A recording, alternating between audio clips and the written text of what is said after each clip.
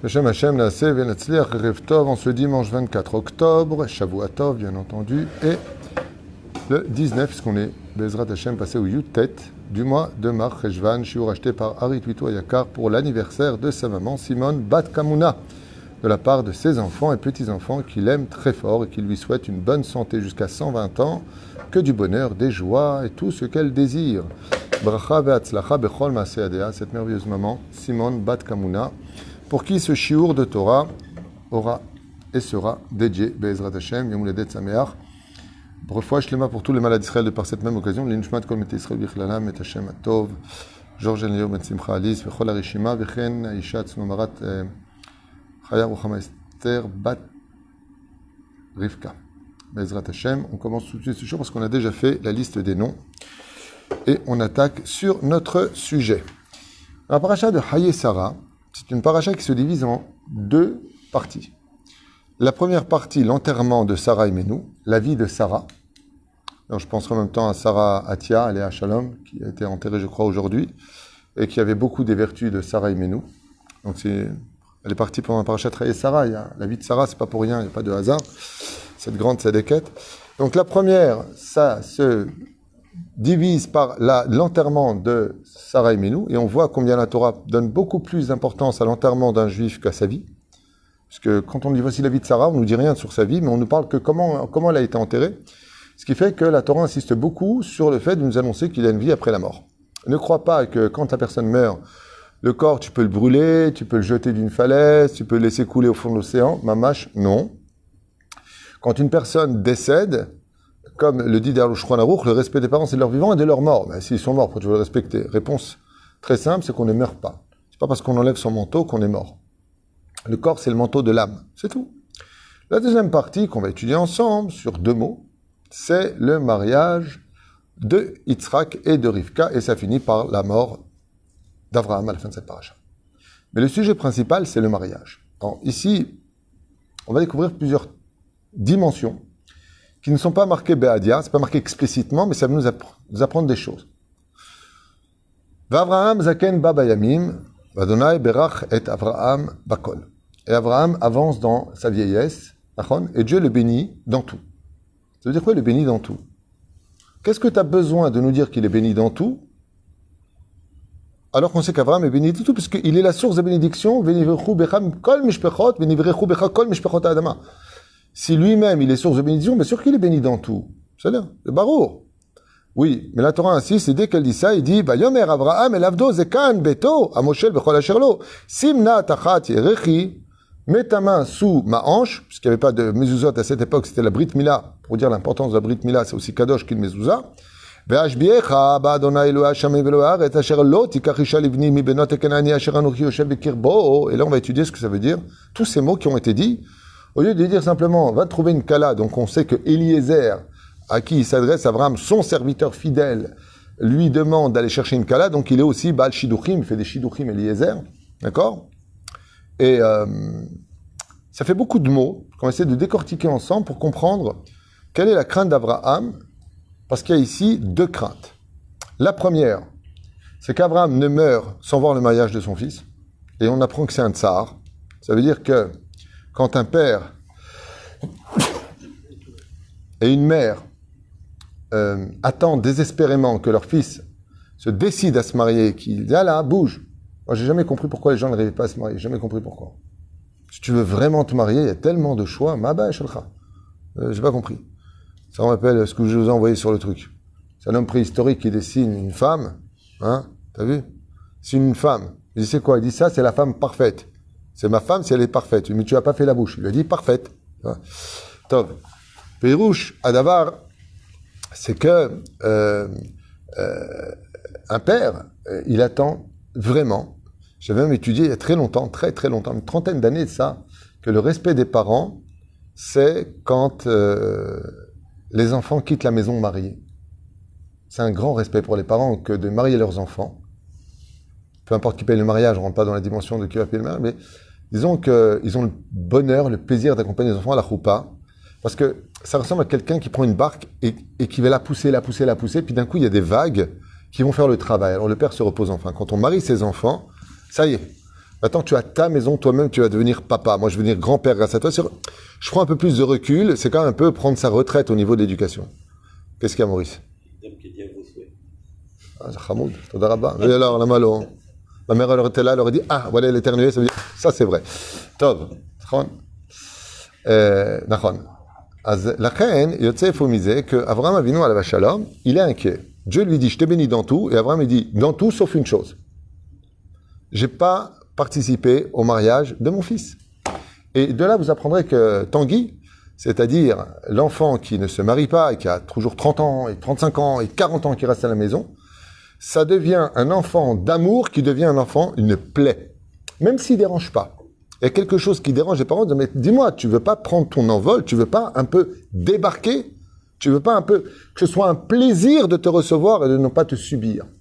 Et donc on va chez Abraham Avinu, il dit Dieu, je te bénis dans tout, dans le texte, mais tout de suite Abraham, il dit, dès que Dieu lui dit, t'as tout ce qu'il te faut, il dit, Yomer Abraham el Abdo, Zekan, viens, Zekan Beto, l'ancien de sa maison. Pourquoi l'ancien de sa maison? Parce que Eliezer aussi, pareil, il avait une fille. Et il était inquiet comme Abraham. Il dit, moi aussi, je suis Mizdaken et ma fille n'est toujours pas mariée. Je veux voir le mariage de mes enfants. Alors, vous inquiétez pas. Car quelqu'un qui entendrait ces explications dirait, alors quoi, mon père il est décédé, il n'est pas venu à mon mariage, alors quoi, il n'est pas bien. Vous inquiétez pas, le Zohar nous a déjà devancé. Car il faut savoir que le jour d'une choupa, toutes les Neshamot, qui sont partis de ce monde, comme les parents, si c'est le cas, les grands-parents, les arrière-grands-parents, et ceux depuis Adam Arishon descendent tous sur la choupa. Tout le monde descend voir la choupa de leurs enfants. C'est une bracha pour eux de voir leurs descendants se marier, croisser et multiplier, vemalou et haaretz, et remplissez le ciel et la terre. Rien que pour cette mitzvah-là, on laisse les parents, les grands-parents, les arrière-grands-parents, et ce jusqu'à l'infini, depuis la création d'Adam Arishon, tout le monde est présent au-dessus de la choupa. D'ailleurs, j'ai jamais compris. C'est un nouvel effet depuis à peu près une quinzaine d'années, même en Israël. Avant, ils avaient le respect de mettre une kippa sous la choupa. Aujourd'hui, sans kippa, la famille rentre des fois sans kippa, les photographes sans kippa. Vous savez qu'une choupa, c'est comme une synagogue. On doit rentrer avec une kippa sur la tête. C'est ksat kavod. Mais on vit dans un monde où le kavod n'appartient que ce qu'on va étudier maintenant. La période qu'on vit aujourd'hui est une période unique dans l'histoire. Unique. T'aurais dit à un goy, à une époque, mets ta kippa quand tu rentres sous une choupa, et t'aurais dit, ah, je savais pas, ok. Tu dis ça à un juif, quel est ton problème, toi? En plus, tu le payes $15 000, le mec, ça. Tu le payes. C'est bizarre. On vit vraiment quelque chose de bizarre. Enfin bon, c'est pas le sujet d'aujourd'hui. Quoi qu'il advienne, Abraham, Doeg, je veux marier mon fils. Je commence à prendre de l'âge, je veux être à son mariage. Et il va y participer à son mariage. Baruch Hashem. Et vous voyez que dès qu'il se marie, qu'est-ce que fait Abraham? À l'âge de 175 ans, il rend son âme à Dieu. Asova, Zéo, maintenant j'aime mes enfants sont bien installés, je peux partir tranquille. Et tu t'installeras parmi tes pères en toute satiété. Là, vous apprenez que même quand un père, il voit pas sa fille ou son fils se marier, quand on l'enterre, s'il meurt avant, il est pas bien. Et il prie dans le ciel que pour vraiment Dieu lui amène son zivoug. Le choix de la Kala est très bizarre chez Avraham Avinu. Pourquoi? Vous allez voir ce qui est marqué ici. Il lui fait jurer, non pas de ramener une fille. Il sait très bien que c'est Hachem qui est avec Zivougim. Les Shadranim, c'est Nishtadlout de trouver une Kala pour quelqu'un. C'est pas nous qui le faisons. C'est Dieu qui nous en donne le mérite. Comme toutes les mitzvot. Il va lui dire, Lo tikah isha livni mi benot Kenaan, à Kenaani, ne me prends pas une fille de Kenaan à cette époque. Je ne parle pas des Israéliennes d'aujourd'hui qui sont des tzadékettes.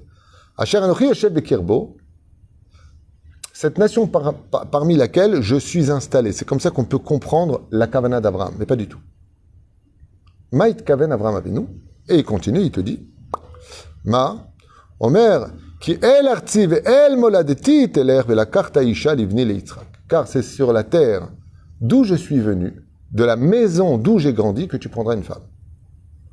Excuse-moi, mais temps mort, juste que je rappelle que Rivka n'est autre que la fille du grand sorcier immoral et affreux Jojo du nom de Bethuel, qui joue, dans le cas où vous ne le savez pas, Bethuel était un homme qui était non seulement Purit Sarasmodi, mais en plus de cela, Bethuel était un homme c'était le chef, pas n'importe qui.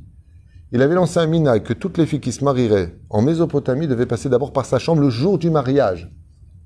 Alors entre une Kénanéenne et la maison de ta fille, excuse-moi, mais en quoi ta référence? Je te rappelle que ton père c'est Terach. Je te rappelle que les gens qui t'ont précédé c'était pas des lumières, ok?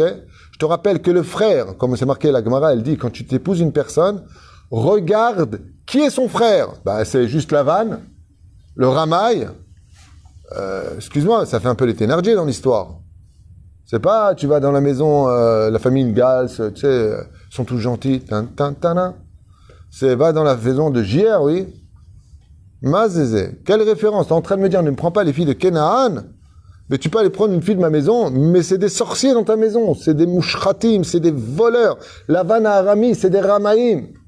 C'est comme si que tu dis, écoute, va pas épouser la fille de ce quartier-là, va épouser la fille des familles qui font de l'arnaque et qui sont dans la mafia de l'autre côté. C'est une mafia. En quoi ça, c'est plus que ça? Alken, les Chachamim ont tout de suite relevé le Ran et le Khatam Sofer. Tout le monde a relevé cette Nekuda dans ses explications en disant quelle différence entre l'un et l'autre. Velachen kotvim po, Akenanim ayu mushratim. Valma, il dit comme ça.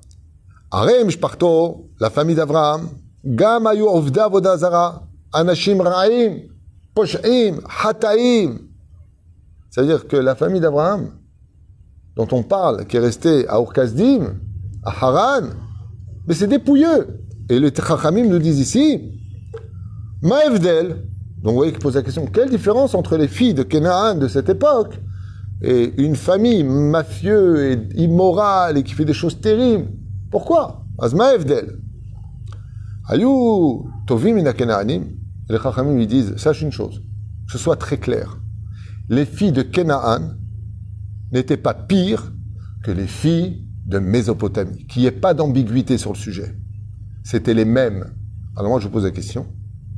Pourquoi Abraham insiste pour aller prendre une fille de sa maison? De qui plus est, si tu es capable de me dire dans les textes, regardez bien les textes, parce que c'est vraiment très très curieux comme définition, qui el artziv et el moladeti telech, va dans la région où j'ai grandi. Mais la karta isha livni le Yitzhak, tes prophètes, c'est marqué dans la paracha précédente. Va chez Abraham car il est prophète. Rends-lui sa femme par il est prophète. Nachon? Bah si t'es prophète, t'as qu'à lui me dire c'est qui ta femme. Va chez Bethuel, prends sa fille qui s'appelle Rivka, ramène-la, dis uniquement c'est bon. Je comprends pas. Ça jongle comme ça veut. Non. C'est que la Torah a un message à nous donner universel pour nous tous. Et Bémet, ce qui est marqué ici, Me'od amok. Me'od. Au niveau du choix d'une femme.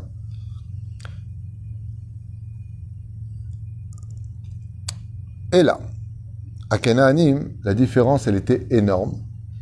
Au niveau de l'action, non. Mais au niveau de la caractéristique, oui. Il y a une très grande différence entre les filles de Mésopotamie de cette époque, vous allez comprendre combien ça va parler dans notre génération, et les filles de Kenaan. Lama. Ombrim Chazal. Et là, Kenaanim ayu mashriti miprinat musarit. Au niveau du moussar, la moralité qui était enseignée en Eretz Kenaan, c'était l'immoralité comme étant un dogme culturel, naturel, moral, et ainsi de suite. Tandis que l'immoralité de Mésopotamie, c'est pour ça d'ailleurs que c'est marqué à propos de Kenaan, To'avot Eretz Kenaan. Les habitants d'Eretz Kenaan sont une abomination. Et c'est le travail du Yetzer Hara en Eretz Israël. Le travail du Yetzer Hara en Eretz Israël, chers amis, c'est de rendre culturel le mal. Le Yetzer Hara, qu'est-ce qu'il fait ici? Il ne fait pas partager une idéologie. Il fait partager une caractéristique. C'est exactement ce qu'on vit aujourd'hui avec toutes les moralités. Ça veut dire que le travail du Yetzer Hara en Eretz Israël, c'est d'implanter le virus de « tu n'es pas immoral, c'est que tu n'es pas moral ». Tandis qu'en Eretz, Ur-Kasdim, là-bas à Haran, en Eretz Haran, l'immoralité était une philosophie de vie, une pensée de vie, et non pas des midotes de vie. Les Emashkatu. Veshritut amidot ovedet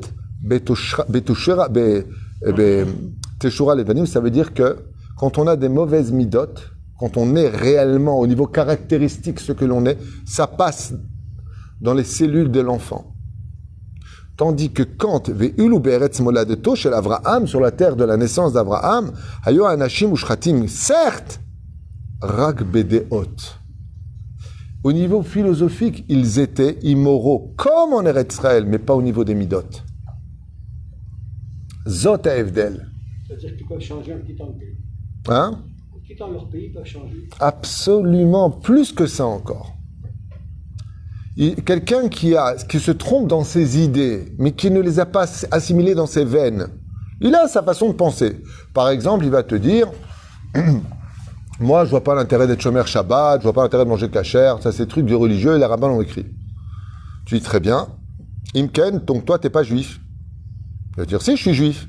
Ben, d'où tu sais que c'est juif? Ben, de la Bible. Mais la Bible, t'y crois pas. Ben, si, ben, je sais pas. Si, voilà, il est marqué dans la Bible, Avraham, Tzrak, Yaakov. Je continue. Après, Yoshua Binoun, Shoftim, Shmuel. Ah. Les rois. Hein, et après, Shulchan Aruch, les Tanaïm, les Amoraïm. Continue, et t'arrives à toi. C'est-à-dire que, c'est comme ça d'ailleurs que dans les séminaires, on explique aux gens. Comme j'ai expliqué hier soir à une personne, je dis, mais vous dites qu'on est en Eretz Israël. D'où vous sortez le mot que c'est Eretz Israël? Elle me dit, mais à un religieux, je vais apprendre du Tanakh. Je dis, mais dans ce même Tanakh, c'est marqué que Eretz Israël n'appartiendra qu'à celui qui respecte la Torah et les mitzvot. Oui, de toute façon, vous racontez ce que vous voulez. C'est marrant comment. Mais quelque part, ce sont des idéaux qu'on leur a implantés.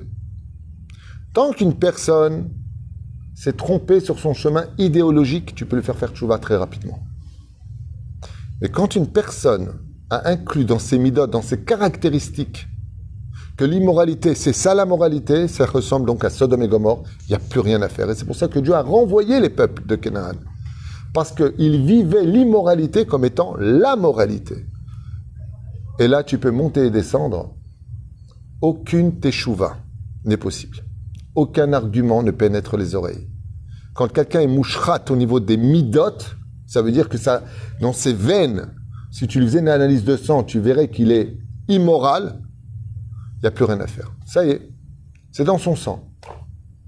C'est une addiction physique au problème. Et c'est ce qu'il dit Chazal. Où est-ce que c'est marqué chez Abraham tout ça? D'où est-ce qu'on peut sortir ça de la Torah? C'est pas ce qu'il a dit. Il dit, ne prends pas une fille d'ici, ne prends pas une de là-bas. Dans le texte de la Torah, chers amis, regardez comment c'est marqué, c'est magnifique. Il faut aller jusqu'à la fin. Il dit, qui elle activait, pardon, à propos de Canaan, ok? והשביעך אדוני אלוהי השמים ואלוהי הארץ, אשר לא תיקח אישה לבני מבנות הכנעני, אשר אנוכי יושב בקרבו. Ce peuple parmi qui je réside. En réalité, c'est pas comme ça qu'il faut le lire. Pourquoi dans la Torah, il n'y a pas de voyelle? Pour qu'on puisse jouer avec les codes secrets de la Torah. Asher enochiut. Mazot omeret, anochi, c'est enochi. C'est quoi enochi en hébreu? Anochi, c'est moi, au niveau du pshat. Au niveau du drash, Chazal, ils disent, qu'est-ce qu'il a voulu dire Abraham? Ne lis pas anochi, et là, enochi. Mazé enochi. C'est quoi quelqu'un d'enochi? Quelqu'un d'égoïste, d'égocentrique. On appelle ça enochi. Tu n'es qu'un enochi, ça veut dire quelqu'un. Et c'est ce qu'il dit. Asher enochi yoshev bekirbo. Qu'est-ce qui vit en eux, bekirbo, au sein de chaque habitant, de chaque famille de Canaan, dit Abraham? Ce sont des gens individualistes. Ce sont des gens qui sont uniquement autour de leur propre personnalité. Ils n'ont aucune empathie pour les autres. Et c'est pour ça que l'épreuve d'Eliezer, ce sera de voir le cœur. Pourquoi? Parce qu'il y a une question énorme qui se pose. Qu'est-ce que disent les Chachamim quand est arrivé Rivka et que Eliezer était au bord du puits? Qu'est-ce qui s'est passé pour le puits quand est arrivé Rivka? Les eaux sont montées en l'honneur de Rivka. Alors dans ce cas-là, pourquoi essayer l'épreuve? Pourquoi mettre Rivka à l'épreuve sur les dlaïm qu'elle a versés, c'est les seaux qu'elle a versés pour les 10 chameaux d'Eliezer? Alors c'est un signe, puisque Dieu il a fait monter les eaux en l'honneur de Rivka. Quand le tzaddik qui vient, c'est l'abondance dans l'endroit. Pourquoi dans ce cas-là la mettre à l'épreuve? Parce que c'est pas suffisant. D'être un tzaddik, on peut être un tzaddik et enochi. On peut être un tzaddik et ne penser qu'à soi. Mais au niveau de la halakha, on est parfait. Et Abraham, il cherche quelque chose que Eliezer a bien compris. Trouve-moi une fille qui a du cœur, qui a un bon cœur. Une fille, Sherpat la me'acherim, qui en a affaire de sa famille, qui en a affaire de sa belle famille, qui en a affaire des amis, qui en a affaire de son mari, qui en a affaire de ses enfants. Elle va pas se passer à elle, sa vie première. Non, mais moi j'ai ma carrière, ça passe avant tout le monde. Elle peut être sa déquête, le kissou, la grande jupe, le masque de Batman, ça y est, la meuf, on la voit plus. Après, Baba Salé, Mama Salé. Ok? Pas une erreur, pas la chonara. Seulement quoi? Elle s'est passée avant son mari. Son mari, il se fait allo pizza, allo sushi sans souci, allo tout ce que tu veux. Et c'est une sadéquette. Il dit non, c'est pas cette femme-là qu'il faut. Il faut une femme qui est prête à annuler son temps pour exister pour l'autre. Seule cette femme-là pourra remplacer Sarah Imenu aléha shalom. Et la reine, que les eaux y montent, maintenant que tu arrives toi, la grande sadéquette qui arrive qu'à Zetov, Aval, c'est pas suffisant. Ce que je veux voir maintenant, c'est est-ce que toi tu fais partie de Enochi ou lo Enochi? Anochi Yoshev Bekirbam. D'accord, comme il dit ici, Bekirbo. Je vis parmi eux. Chazal, ils disent, ils étaient individualistes et égocentriques. Bekirbam, en leur sein, c'était dans leur sang d'être comme cela. L'éducation qu'on donnait aux enfants à cette époque, en Eretz Kenaan, c'était ne vis que pour toi, les autres n'ont qu'à crever. Si tu peux tuer 10 personnes pour que ça te donne un sourire, pas de problème. C'était l'éducation qu'on donnait en Eretz Kenaan. Et Abraham vient nous apprendre ici, bon allez, on est pressé. Pour que le mariage y tienne, il faut épouser une femme qui a un cœur, qui est prêt à être présent et à battre aussi pour les autres et pas que pour elle-même. Les à Pérouche, à Nifla, à propos de ces quelques versets qu'Abraham s'inquiète, et c'est pour ça qu'il fait jurer à Abraham cette dimension. Je finirai avec un petit ridouche qui est très sympathique à entendre et qui est à retenir. Alors vous savez que Eliezer, à la Vachalom, Sadik Yesodolam, Eliezer, Dor Alienek, Par Alav, Sadik, Hamoud, serviteur d'Abraham. C'est lui qui dirigeait toutes les affaires. Abraham, qu'est-ce qu'il faisait la journée? Où il convertissait, où il étudiait la Torah. Il faisait Achnasat Orchim. Il invitait les gens. Mais tu crois qu'Abraham, il avait le temps d'aller compter ses troupeaux et ses machins? Il avait des millions de têtes de troupeaux. Qui était son intendant? C'était Eliezer. Qui avait les clés des coffres de la richesse incommensurable d'Abraham? C'est qui? Tu crois qu'Abraham, il disait, attends, bouge-toi de chercher de l'argent? Eliezer, apporte-moi 100 pièces d'argent pour cet homme. Il n'a pas de quoi manger, donne 8 ans, il n'a pas de maison, achète-lui une maison. C'est Eliezer! Chazal, il pose la question, il dit, je comprends pas. Eliezer, tu lui as donné ton porte-monnaie dans tes mains. Dans ses mains, tu lui as donné.